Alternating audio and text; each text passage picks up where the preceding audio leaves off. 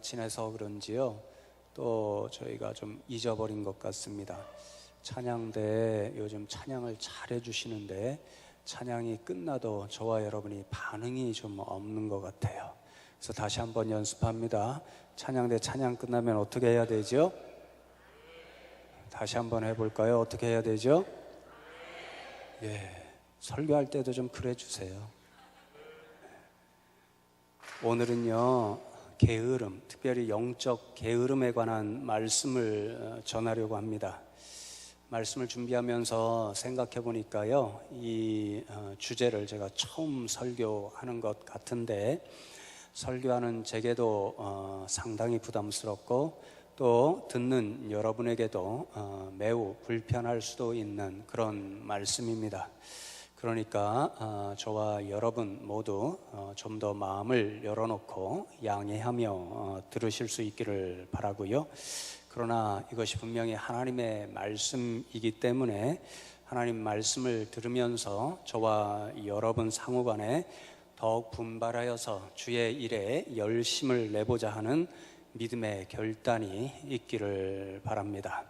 오늘 함께 읽은 잠언 말씀은 지혜서의 말씀이지요.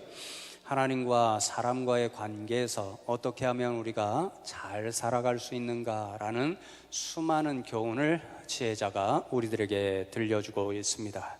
그리고 이 지혜자가 저와 여러분에게 들려주시는 그 지혜의 말씀 가운데 핵심적인 말씀 하나가 바로 게으름에 관한 그런 말씀입니다. 제가 말씀을 연구하다가 기록을 찾아보니까요, 성경의 많은 부분에 게으름에 대해서 말씀을 하고, 그래서 영적인 게으름에서 깨어나라 그렇게 교훈하시는데요, 약 70%에 해당하는 말씀, 교훈, 게으름과 영적인 깨우침, 그 말씀에 대한 교훈이 잠언서에 나오고요. 또 찾아보니까 잠언이 31장 말씀으로 구성되어 있잖아요. 그런데 25군데 정도, 총 45절 정도의 말씀이 바로 게으름에 관한 그런 교훈으로 기록되어 있다는 것을 볼 수 있었습니다. 그만큼 우리가 하나님 앞에서 정말 잘 사는 인생들이 되고자 한다고 한다면 우리가 반드시 깨우쳐야 할 그런 교훈 중에 하나가 게으름에 관한 지혜요, 교훈이라는 것을 알 수가 있는 거지요. 그래서 여러분, 제가 잠언에 기록된 게으름에 관한 교훈의 말씀을 거의 다 찾아 읽고 이렇게 연구를 해 보았고요. 오늘은 특별히 어떤 인생들이 게으를 빠질 수밖에 없는가, 그런 말씀을 함께 나누면서 저와 여러분이 그런 인생이 되지 않기 위해 하나님 앞에 결단하고 돌아가는 이 시간이 되면 좋겠습니다. 첫 번째로 잠언서에 보면요, 게으른 사람은 때를 놓치고 후회하게 되는 사람이다 그렇게 말씀합니다. 오늘 읽은 20장 4절 말씀이 그 말씀을 우리들에게 들려주는데요, 게으른 자는 가을에 밭 갈지 아니하나니 그러므로 거둘 때에는 구걸할지라도 얻지 못하리라 그렇게 말씀합니다.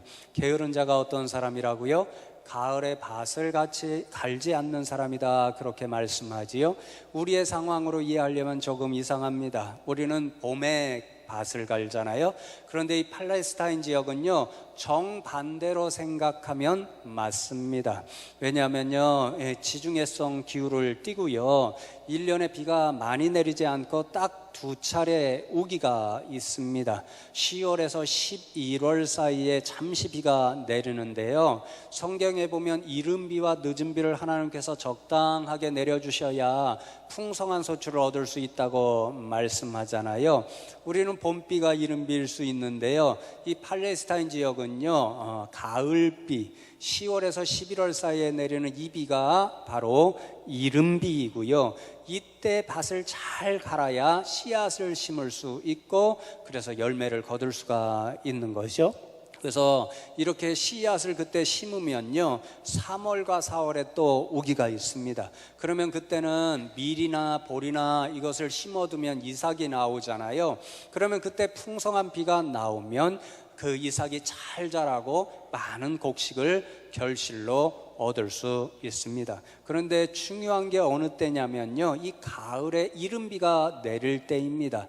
여름 한동안 비가 전혀 오지를 않고요. 그러니까 땅바닥이 어떻게 되겠습니까? 딱딱하게 굳어질 수밖에 없습니다. 우리나라도 오랫동안 비가 오지 않고 가뭄이 들면 논바닥이 딱딱하게 굳고 쩍쩍 갈라지잖아요. 팔레스타인 지역은요, 그보다도 훨씬 더 단단해서요, 마치 돌멩이와 같이 변하고 만다는 겁니다. 그러니까 여러분, 10월 요쯤에 잠시 비가 오는데요, 그때가 아주 기회입니다. 그렇게 비가 오면 딱딱해졌던 땅이요, 보슬보슬해진다고 하고요, 바로 그때 밭을 갈아야만 조금 후에 11월쯤에 씨앗을 심을 수 있고, 그 씨앗으로부터 이제 싹이 터서 열매와 결실을 얻을 수 있다라는 거지요. 그러니 여러분, 밭을 갈 수 있는 시간이 길지를 않습니다. 이른비 내리고 잠깐 동안 밭을 갈 수가 있습니다. 그런데 그때를 놓쳐버리면요, 땅이 다시 한번 딱딱하게 굳어져 버리고요, 오늘날 같이 기계로 갈 수 있는 일이 아니잖아요. 황소 같은 것을 이용해서 우리가 쟁기하는 것처럼요, 나무 같은 걸로 쟁기를 만들어서 하니까요, 도무지 딱딱한 그 밭을 일구어낼 수가 없는 거지요. 그러니까 여러분, 그 기회를 놓치면요, 씨앗을 심어도 소용이 없습니다. 우리 씨앗 뿌리는 농부의 비유 우리 다 알고 있잖아요. 길가에 떨어진 씨앗들은요, 뿌리가 깊게 내리지를 않잖아요.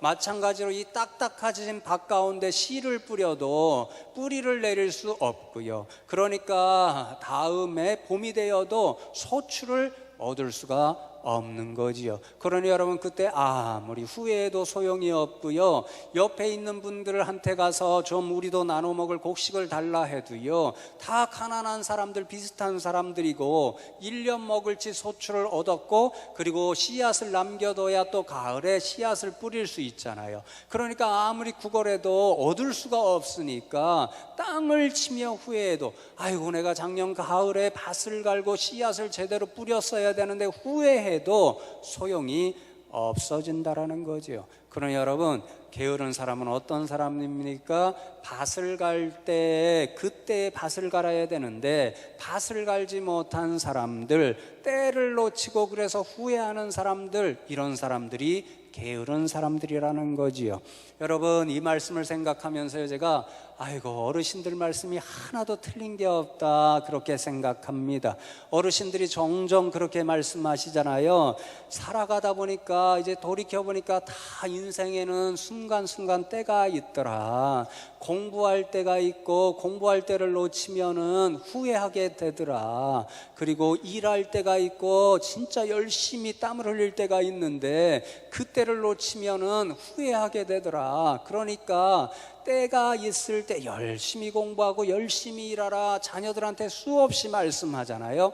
이 어르신들이 성경 말씀을 어떻게 그렇게 기막히게 이용하실까, 그런 생각을 하게 되었습니다. 그러면서 김현수 목사 인생을 돌아보니까요, 제 인생에도 후회하는 순간들이 너무도 많더라고요. 바로 그때 그 일을 했어야 되는데 이런 일들이 여러 가지가 있더라고요. 제가 유학 시절에도요, 그래서 굉장히 고생을 한 때가 있는데요, 여러분, 유학 시절을 가는데요, 30이 넘어서 갔습니다. 어렸을 때의 어학을 좀 잘해야 되는데요, 30 넘어서 가니까 지장이 참 많더라고요. 한국에서 열심히 문법 공부하고 읽는 연습을 했으니까 읽고 쓰는 것은 잘 따라갈 수가 있었습니다. 그런데 말하는 거는요, 너무너무 발전이 없는 거예요. 왜 그럴까요? 들리지가 않는 거예요. 들어야 뭐를 해보죠. 특별히 유머 같은 것을 이야기하잖아요. 그러면 잘 이해할 수가 없습니다. 그러니까 미국 애들은 유머 이야기하고 서로 그냥 까르르 웃는데요, 저 같은 한국 사람들은요, 왜 웃는지 모르고 눈치만 싹 보다가 쓴웃음만 짓고 마는 거지요. 들려야 뭔 이해를 하고 말을 해도 떠듬떠듬 하기라도 할 터인데 들리지 않으니까 소용이 없는 거지요. 그런데 여러분, 제가 대학 시절에요, 이 듣는 훈련을 열심히 할 수 있는 기회가 있었습니다. 제가 대학 다닐 때요, CNN이나 이런 뉴스 청취하는 게 굉장히 인기가 있었던 때였거든요. 귀가 뻥 뚫려야 영어 잘할 수 있다, 흔히 친구들이 그런 이야기를 하던 때였습니다. 그래서 어느 때는 한번요, 제 가까운 친구와 결심을 하고 우리도 귀를 좀 뚫어보자, 영어 잘해보자 그러고는요, CNN 청취 클래스를 특별하게 들어가게 되었습니다. 첫날 들어가니까요, 강사분이요, 한 5분 10분 뉴스를 듣게 틀어주더라고요. 그리고는 어학실이니까 이렇게 한 사람 하나에 이렇게 부스가 있잖아요. 번호가 다 적혀 있습니다. 1번부터 한 100번까지. 그러면서 그 강사가 어떻게 하냐면요, 1번부터 부르면서 지금 내용을 들었는데 뭐라고 합니까? 이렇게 물어보는 거예요. 저랑 제 친구는 자신이 없는데요, 번호가 착착착 오면서 저하고 친구하고 지목하는데요, 한마디도 대답을 못했습니다. 뭘 들었어야, 이해를 했어야 대답을 하지요. 속된 말로 주눅이 들고 쪽이 팔려가지고, 그래서 그날 첫 시간 가고요, 친구하고 다 포기하고 말았습니다. 유학살 때에 얼마나 그때가 생각나는지요. 그때 젊은 시절에, 어른 시절에 그때 좀 용기를 내고 힘들더라도 그 클래스에 계속 들어가서 귀를 뚫었다라고 한다면 이때에 이렇게 고생하지 않았을 텐데 얼마나 때를 놓친 것을 후회했는지 모릅니다. 여러분, 인생이 그렇지요. 그런데 여러분, 하나님의 일도 비슷하다, 이런 생각을 하게 되었습니다. 하나님의 일도 때가 있는 거지요. 그 때를 놓치면 하나님 앞에 가까이 갈 때가 되면 될수록 후회를 할 수밖에 없는 거지요. 우리 장로님 한 분이 은퇴하시면서 고백처럼 자신의 돌아본 삶을 통해서 그렇게 고백하셨잖아요. 자신이 젊은 시절에 하나님의 일을 열심히 못한 것이 얼마나 후회가 되는지 모른다. 이제 늦게 하나님의 일을 열심히 하겠다 이렇게 깨달았는데 자기에게 주어진 시간은 얼마 없고 이제 은퇴하게 되었다, 벌써 이때가 되었다. 그러면서 부탁하신 말씀이, 한 살이라도 더 젊으셨을 때에, 조금이라도 더 건강 있고 시간이 있을 때에 주의 일을 열심히 해서 자신과 같이 후회하는 일이 없도록 해달라, 그렇게 말씀하셨잖아요. 어제도 결혼식에 성도님들과 이야기를 나누는데요, 정말 그 말씀이 맞는 것 같아요. 인생이 20대는 마치 20km 달리는 속도로 인생의 시간이 흐른다잖아요.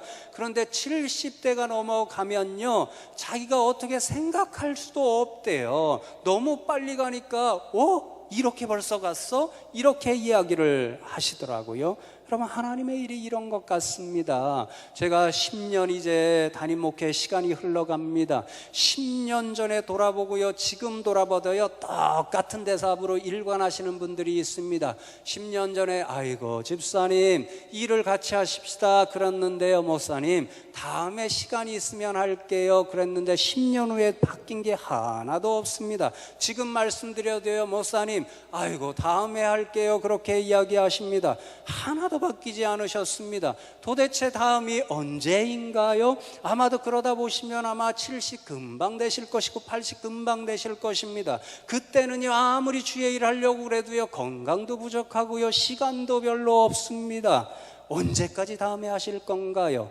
유명한 가수가 그렇게 노래했잖아요. 다음 기회라고 말하지 말아요. 기다리면은 기회는 오질 않아. 주의 일도 그런 것 같습니다. 여러분, 그러니 오늘 말씀 조금 불편하게 들리실지라도 정말 하나님 앞에 저와 여러분이요, 이때가 일할 때다, 이런 마음을 가지시고 조금 더 분발해서 주의 일에 충성을 다하는 저와 여러분 되면 좋겠습니다. 별로 아멘을 안 하시네요. 아멘이죠? 두 번째로, 오늘 잠언 기자는요, 게으른 사람은 아주 기막히게 핑계를 잘 대는 사람이다, 그렇게 말씀합니다. 잠언 22장 13절 말씀을 보면서 얼마나 기가 막히게 잠언 기자가 말씀을 기록해 놓았는지 모른다, 이렇게 생각했습니다. 함께 읽을까요? 시작. 게으른 자는 말하기를 사자가 밖에 있은즉 내가 나가면 거리에서 찢기겠다 하느니라. 거의 비슷한 말씀이 26장 13절에도 기록되어 있습니다. 함께 읽겠습니다. 게으른 자는 길에 사자가 있다, 거리에 사자가 있다 하느니라. 여러분, 예를 들어 볼까요? 좀 전에 게으른 자, 밭을 갈지 않는 자, 그분의 예를 들어보겠습니다. 밭을 갈 때가 가을에 이른비가 내리고 잠깐입니다. 그러니까 주변의 사람들이 안타까워서 이 사람아, 지금이 밭 갈 때야, 지금 밭 갈지 않으면 씨앗을 뿌려도 소용없어. 그러니까 우리와 함께 밭 갈러 가자, 그렇게 이야기했습니다. 그랬더니 게으른 사람이 어떻게 대답하냐면요, 나도 그거를 정말 잘 알아. 그래서 지금 나도 너희들과 밭 갈러 가고 싶어. 그런데 우리 밭이 숲이 있는 데가 있어. 그 숲에 사자가 숨어 있거든. 그래서 내가 밭 갈러 가면 그 사자가 나를 해칠 수도 있으니까 다음에 안전할 때 갈게, 이렇게 이야기하고 핑계하는 거지요. 여러분, 제가 주석을 보면서 참 기막힌 주석의 내용을 읽을 수가 있었습니다. 이스라엘 사람들의 격언에요, 게으른 사람은 선지자다, 이런 말이 있대요. 선지자가 뭐예요? 앞에 일을 미리 보는 거잖아요. 좀 전에 게으른 사람이 대답하는 말을 보세요. 우리 밭에 가면 그곳에 사자가 있어. 그래서 사자가 나를 해칠 수도 있어. 안 보고도 이야기하는 거예요. 얼마나 놀라운 선지자인 거예요. 그러니까 게으른 자는 선지자 같다, 이 말입니다. 그게 무슨 말이에요? 게으른 사람은요, 자신이 마땅하게 할 일이 있는데요, 그 할 일을 하지 않고요, 자 핑계가 있다는 거예요. 이렇게 핑계대고 저렇게 핑계대고 기가 막히게 핑계대는 사람, 그 사람이 바로 게으른 사람의 모습이라는 거지요. 여러분, 오늘은 항상 제가 제 자신부터 돌아보게 되네요. 제가 그런 사람일 수도 있으니까 자아 비판을 또 합니다. 제가 꼭 이럴 때가 있더라고요. 여러분, 주일 사역을 마치고 집에 돌아가면 참 피곤합니다. 여러분들에게 말씀을 전하는 게요, 제 속에 모든 것을 사실은 다 쏟아붓고 있는 것이거든요. 그러니까 여러분, 집에 가면 참 피곤하잖아요. 그런데 바로 그때 참 머리를 막 굴려야 할 때가 있어요. 왜냐하면 집에 돌아가면 이랜드 아파트가요, 꼭 저녁 낮을 그때부터 쓰레기 분리수거를 하거든요. 그러니까 집사람이 저녁에 돌아가면요, 제 사모가 그걸 분리하느냐고 바쁩니다. 가끔 제가 은혜가 넘칠 때는요, 먼저 솔선수범해서 그것을 가져다가 치워줍니다. 그런데 대부분의 경우에는 너무 지치니까 귀찮아요. 하기가 싫어요. 게으른 마음이 생겨요. 그러면 핑계거리를 찾아내죠. 어느 날은 이렇게 이야기합니다. 여보, 오늘은 진짜 도와주려고 했는데 내가 벌써 잠옷으로 갈아입고 있네. 그래서 좀 미안해요. 이렇게 이야기하면 집사람이, 아, 오늘은 도와주기가 싫구나, 이렇게 알아차리죠. 다음 날은 복장이 다 갖추어져 있어요. 밖에 나가도 됩니다. 그런데 그날은 또 이렇게 핑계를 하지요. 여보, 진짜 오늘은 내가 도와주려고 했는데요, 내가 하필이면 오늘 반바지 반팔로 입고 있네요. 이렇게 이야기를 합니다. 그럼 집사람이 이야기하죠. 아이고, 많은 남자들이 반팔 반바지 입고 나와요. 그러면 아이고, 그 사람들하고 나는 다르잖아요. 나는 내려가면 혹시 성도님들 만나게 되면 그 성도님들도 미안하고 나도 미안하잖아요. 정장으로 갈아입고 내려갈 수도 없고 오늘은 미안해요. 이렇게 이야기합니다. 결국 무슨 이야기죠? 하기 싫은 거지요. 게으른 거지요. 그러니까 이런 핑계 저런 핑계 되는 모습이 바로 제 모습이죠. 여러분, 가만히 한번 생각해 보십시오. 주의 일을 하는데도 비슷한 모습이 얼마나 많은지 모릅니다. 주의 일을 하지 못하는 이유를 가만히 들어보면요, 이런저런 이유를 대시는 일들이 얼마나 많은지 모릅니다. 저 포함해서 그런 거니까 조금 불편해도 들으면 좋겠습니다. 여러분, 이제 연말이 다가옵니다. 연말이 다가오면 정책당회를 하게 되지요.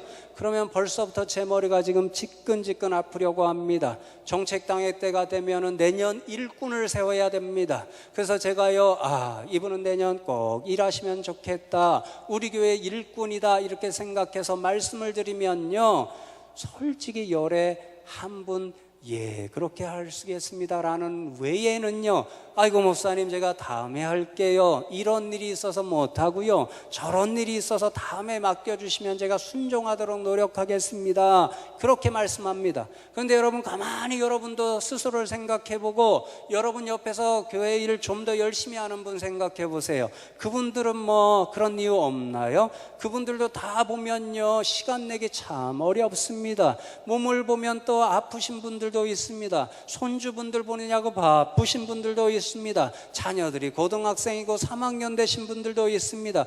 그럼에도 그분들은 하십니다. 왜요? 주의 일이니까 조금 더 시간 내보겠습니다 라고 하는 말씀, 그 믿음으로 순종하는 거지요. 여러분, 지난주에도 우리가 초청 대상자들을 놓고 기도하고 이름을 적어냈습니다. 오늘도 또 기도하고 또 이름을 적어냅니다. 저 자신부터도 그렇습니다. 부담도 됩니다. 아이고 누구 있는가 걱정되기도 하고, 그 사람 이름 적어내면 내가 데리고 올 수 있을까 그런 염려도 됩니다. 그러나 여러분 그런 생각하시면요 기회조차 얻지를 못합니다. 이 교회가 정말 그분을 위해서 다시 한번 주님 앞에 열심히 기도하고 다시 한번 우리 주님께 나아가 봅시다라고 전도할 수 있는 기회잖아요. 그런 마음을 가지면 좀 더 열심을 낼 수 있지 않을까요?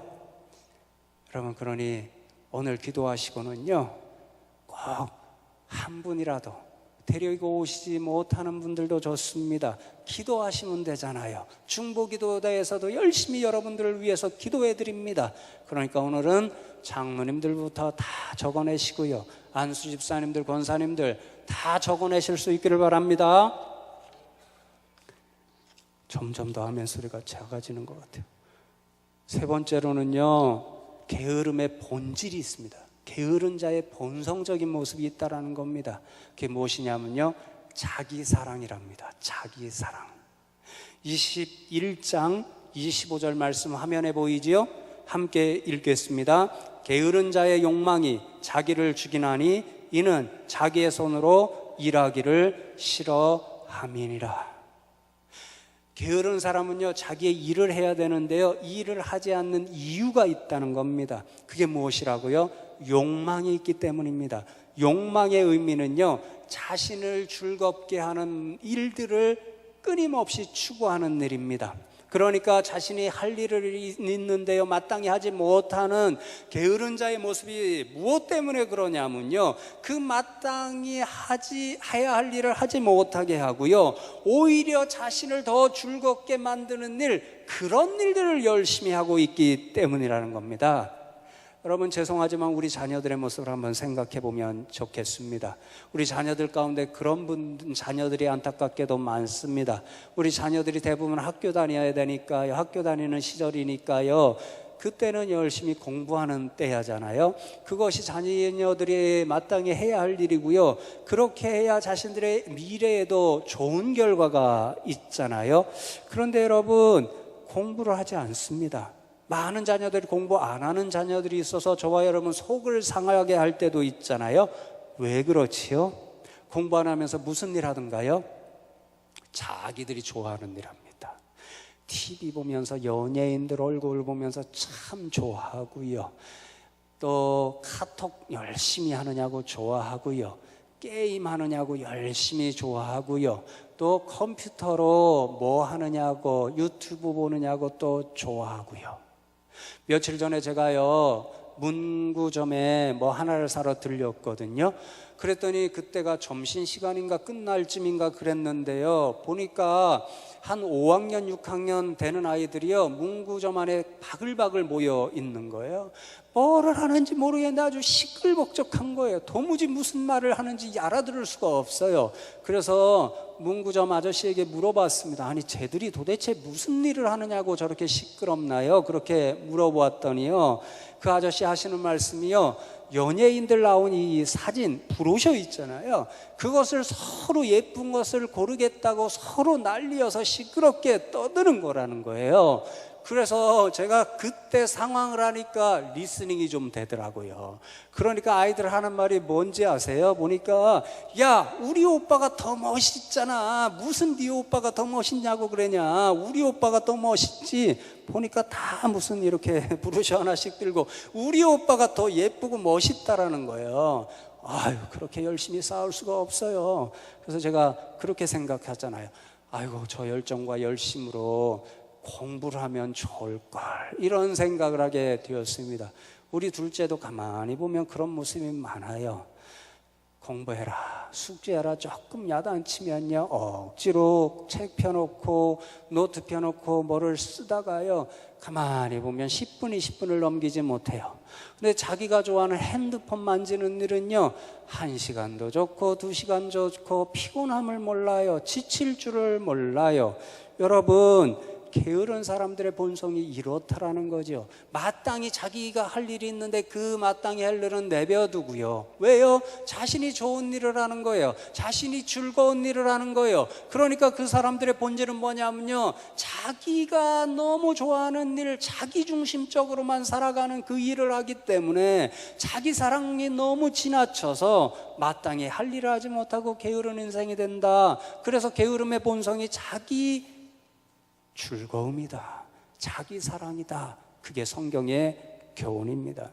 여러분, 그런데 가만히 생각해 보면 주의 일을 하는 것도 마찬가지일 것 같습니다. 제 자신이 포함되기 때문에 일방적으로 말씀드리지 않으려고 그래요. 질문식으로 여러분에게 던져볼 테니까요, 한번 스스로 속으로 답을 내려 보시면 좋겠습니다. 여러분, 가만히 생각해 보니까요, 하나님의 일에 기본이 있어요. 교회 일에 기본이 있어요. 그것은 예배입니다. 예배 자리에 나와 하나님의 일이 무엇인지를 듣고 훈련이 돼야 하나님의 일을 할 수 있고요, 주의 일을 감당하겠다는 마음이 생기는 거예요. 이렇게 오늘 일부 예배에 많은 분들이 나왔습니다. 아마도 일찍 예배 드리고 아마 벌초가시려고 그런 것 같아요. 주일 예배, 이 대회는 그래도 나오시려고 애쓰니까 그냥 넘어가고요. 오후 찬양 예배 있습니다. 수요 기도회에 나와서 열심히 또 기도하자는 마음으로 저와 여러분 수요 기도회 열심히 찬양하고 기도합니다. 새벽 기도회도 있습니다. 여러분들 나오실 수 없는 형편들이 가끔 있지요. 그런 분들이 있는 거 이해합니다. 그런데 여러분들이 나오실 수 있을 때를 한번 상정해 보십시오. 여러분들이 나오실 수도 있는데 오후 찬양 예배 왜 안 나오시던가요? 나오실 수도 있는데 왜 수요 기도회 자리 안 나오시던가요? 안 나오시는데 나오실 수 있음에도 안 나오실 때 여러분들이 무슨 일을 하고 계시던가요? 한번 돌아보십시오. 여러분들이 예배 나오면 좀 지겨워, 아이고 말씀 매번 듣는데 듣는 것도 귀찮아, 예배 자리에 나가면 1시간 반 또 시간 가는데 조금 귀찮아, 이런 마음을 갖고 안 나오시면 그때 무엇을 하시던가요? 혹시 자기가 좋아하시는 일 하지 않던가요? 자기가 열심히 하고 싶은 일, 정말 이것 하면 시간 가는 줄도 모르고 1시간, 2시간, 아니 반나절 하루 종일 이것만 하고 싶으면 좋아, 이런 것 하고 계시지 않던가요? 여러분 스스로 답하십시오. 저도 그런 인생일 수 있기 때문에 여러분 일방적으로 말씀드리지 않으려고 합니다. 불편하시더라도 스스로 생각하시고요. 다만 한 가지 이제 말씀을 드리면서 말씀을 맺기를 원합니다. 제가 말씀을 준비하면서 우연히 돌아가신 옥하는 목사님 설교 한 편을 듣게 되었습니다. 제가 개인적으로 가끔 좋아해서 듣는 목사님의 설교인데요, 우연히 1980년도에 게으름이라고 하는 설교를 하셔서요, 말씀을 준비하는데 어떤 아이디어를 얻을 수 있을까 한번 묵상하면서 들었습니다. 목사님의 나이가 약 40대니까요 저보다 훨씬 젊을 때 하셨는데요, 얼마나 세게 말씀을 하시는지 모릅니다. 아마 제가 그 말씀하시면 여러분들이 저 나가라고 그럴지도 모르겠어요. 집사람이 옆에서 듣다가요, 두고 대체 어떤 목사님이세요? 왜 이렇게 세게 하세요? 그렇게 말씀하실 정도였으니까요. 그런데 그렇게 세게 설교하시는 온 목사님도요, 자신의 한계를 그 설교에서 이렇게 말씀하시더라고요. 성도 여러분, 저는요, 여러분 잠자는 사람들이 일이 있다면 제가 깨울 수가 없어요. 영적으로 잠을 자고 있어도 그 게으름에서 여러분을 깨워드릴 수가 없어요. 정말 영적인 잠에서 깨어나라고 하면 저한테 오셔서 목사님 아직 저에게 죄인이라고 말씀하지 마세요. 깨어서 일하라고 말씀하지 마세요. 저는 지금 좀 더 놀겠습니다. 죽기 직전에 목사님의 말씀에 귀를 기울이겠습니다. 이렇게 말씀하는 분도 있고요. 영적으로 깨어서 기도할 때입니다. 깨어서 기도합시다. 깨어서 주님의 일을 열심히 합시다. 그러면요, 목사님 지금 그런 말씀하지 마십시오. 지금은요 다른 일이 더 즐겁습니다. 그러니 다음에 하늘나라 가까울 때면 그때 목사님 말씀 기억하겠습니다. 그렇게 말씀하시니까 내가 어떻게 여러분이 영적인 잠에서 깨어나라고 할 수 있겠습니까? 나는 도무지 여러분들 깨워드릴 수가 없어요. 이렇게 외치셨습니다. 여러분, 그렇게 훌륭하셨던 목사님, 그렇게 세게 설교하시는 목사님도 자신의 한계를 고백하건대 여기 서 있는 부족한 김 목사는 어떻게 여러분을 깨울 수 있겠습니까?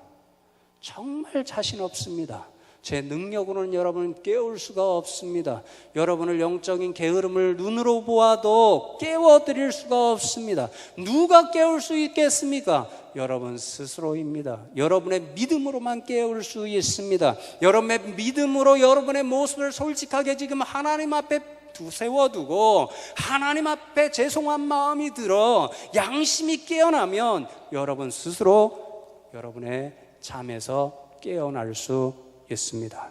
그러나 여러분, 오늘 조금 불편하셨을지라도 오늘 말씀에 비추어 여러분 스스로 하나님 앞에 저와 여러분 자신을 세워볼 수 있기를 원합니다. 그리고 정말 열심히 하고 있는 분들은 정말 하나님 앞에 더 열심히 하겠습니다. 이렇게 기도드리는 분들 되면 좋겠고요. 조금 부족하다 깨달음이 있으신 분들은요, 하나님 앞에 제가 잠에서 깨어 열심히 살아가는 그런 하나님의 백성 되겠습니다. 이런 결단을 올려드리는 저와 여러분 되기를 원합니다. 지금은 가을입니다.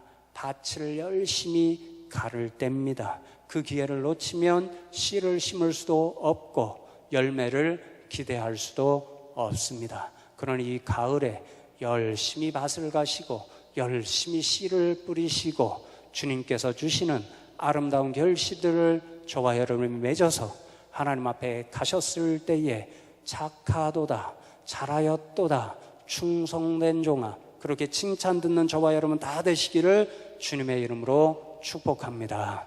오늘 말씀 기억하면서 잠시 지난주와 동일하게 2, 3분 동안 침묵으로 하나님 앞에 기도하는 저와 여러분 되면 좋겠습니다. 반주해 주시면 좋겠고요. 하나님 앞에 오늘 말씀을 저와 여러분에게 주신 말씀으로 생각하시면서 하나님, 제가 하나님 앞에 제 모습을 솔직하게 돌아봅니다. 제가 부족하고 연약함이 있다면 하나님 저에게 열심을 주시고 믿음을 주셔서 늘 깨어서 주의 일에 경주하는 제가 되게 하여 주옵소서. 오늘도 제가 구원하기를 원하는 생명을 걸고 기도하는 인생, 그 이름을 하나님 앞에 적어 올려드립니다. 하나님, 이 이름을 하나님 기억하여 주시옵소서. 그렇게 침묵으로 기도하신 후에 하나님 앞에 사랑하는 분들의 이름을 적어 올려드리겠습니다.